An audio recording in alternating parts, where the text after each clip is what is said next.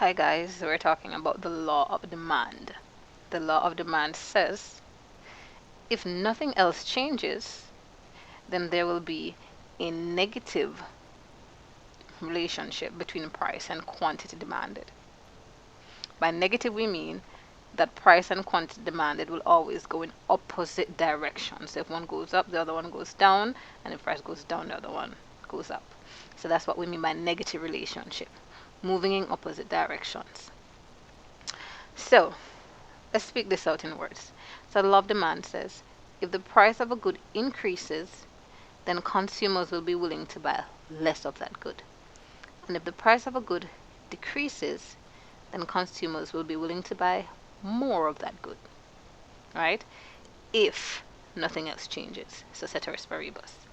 Right? And that is what the law of demand says. There's a negative relationship between price and quantity demanded, which means if price goes up, quantity demanded will fall, and if price goes down, quantity demanded will increase.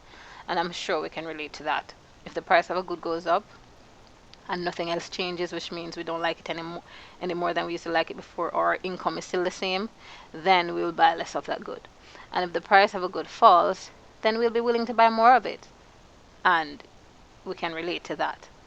But why though? Why when the price of a good increases we buy less, and when the price increases we buy more? Why is there a negative relationship between price and the quantity demanded? We have two reasons. First, it's the income effect. People will feel poorer or richer with a price change. So, if the price of a good increases, we feel poorer, we buy less. If the price of a good falls, we feel richer, we buy more. And the next reason is referred to as the substitution effect. If the price of a good increases, we switch to buying another good, so we'll buy less of the good whose price has increased.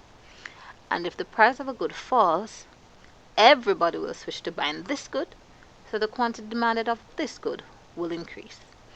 And that's the law of demand, and these are the reasons why the law of demand holds true. There is a negative relationship between price and QD. That's the law of demand, and we can relate to that law. And remember what we mean by negative relationship. It means that the variables, which are price and quantity demanded in this scenario, they're moving in opposite directions. And the income effect and the substitution effect are the reasons why the law of demand holds in all situations. If you have any further questions regarding the law of demand, please ask it in the lecture. Toodles.